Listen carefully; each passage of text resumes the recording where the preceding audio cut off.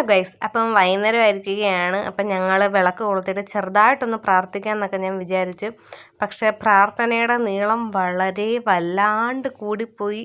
ഏകദേശം ഒരു 6:30-7 മണിയോളം പ്രാർത്ഥനയായിരുന്നു. ഇവിടെ സന്ധ്യയാകുമ്പോൾ മുറ്റത്ത് മറ്റേ പുകയ്ക്കാൻ വെക്കും, അത് ഭയങ്കര പുക. അപ്പോൾ ഓക്കെ ഗൈസ്, ഇനിയിപ്പോൾ ഞാൻ വിചാരിച്ചു പ്രാർത്ഥിച്ചിട്ട് നമുക്ക് തിരിച്ചു വരാമെന്ന്. പക്ഷേ പ്രാർത്ഥിച്ചിട്ട് തിരിച്ചു വരത്തില്ല, നമ്മൾ പ്രാർത്ഥിച്ചിട്ട് അവിടെ ഇരിക്കും. നമ്മൾ നാമം ചൊല്ലാൻ പോവുകയാണ് ഗൈസ്. കമോൺ.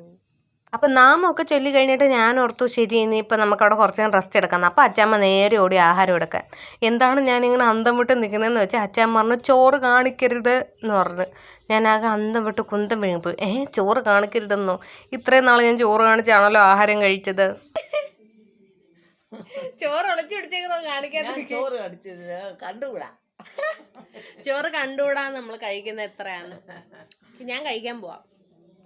അങ്ങനെ ഞാൻ ചോറ് കഴിച്ച് കഴിഞ്ഞിരിക്കുകയാണ് ഗൈസ്. എൻ്റെ വയറാണെങ്കിൽ ബുമ്മെന്നായി. ബുമ്മെന്ന് പറഞ്ഞാൽ ഞാൻ എന്താണ് ഇങ്ങനെ ഞെട്ടിത്തെളിച്ച് വെച്ചാൽ അച്ഛൻ എൻ്റെ അടുത്ത് വീണ്ടും ചോദിക്കുക കുറച്ചുകൂടി എടുത്തോണ്ട് വട്ടുന്നത്. രണ്ടാമത്തെ ട്രിപ്പ് കഴിഞ്ഞിട്ടാണ് ഞാൻ ഇരിക്കുന്നത്. അതിൻ്റെ ഒരു ദേ പോലും ഇല്ല. എന്നെ കണ്ടാലേ നിങ്ങൾക്ക് മനസ്സിലായി ശ്വാസം മുട്ടിയിരിക്കുന്നത്. കാരണം അത്രയ്ക്ക് ഞാൻ ഓവർലോഡായിട്ടുണ്ട്. അത് വയറുണ്ടോ ബുമ്മെന്നിരിക്കുന്നത്. അത്രയ്ക്ക് ഞാൻ ഫുഡ് കഴിച്ച് ഇനി എനിക്കൊന്നും ഇറങ്ങത്തില്ല എന്ന് പറഞ്ഞ് രാത്രി ഏകദേശം ഒരു 9 മണി ആയപ്പോഴത്തേക്ക് അച്ചാമ്മ പിന്നെയും ചോറ് എടുക്കട്ടെ എന്ന് ചോദിച്ചു. ഞാൻ പറഞ്ഞു ചോറ് വേണ്ടാന്ന്.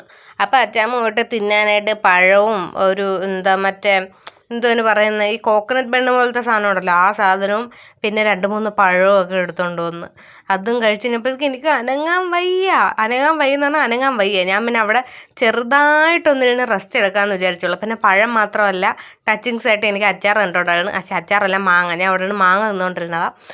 അപ്പോൾ ഇത്രയും ഫുഡ് കഴിച്ച് ഓവർലോഡ് ആയതുകൊണ്ട് ചെറുതായിട്ട് ഞാൻ അവിടോട്ടൊന്ന് ഇരുന്ന് മാത്രമേ ഓർമ്മയുള്ളൂ. അച്ചാമ്മ പറഞ്ഞു 10 മണിയാകുമ്പോഴത്തേക്കും നമുക്ക് ഒന്നുകൂടെ ചോറുണ്ണാം. ഇതും കേട്ടോ ഞാൻ അവിടോട്ടിരുന്നേ ഇരുന്നിരിപ്പം ഞാൻ ഉറങ്ങിപ്പോയി. അപ്പോൾ ഓക്കെ ബൈ, രാവിലെ കാണാം.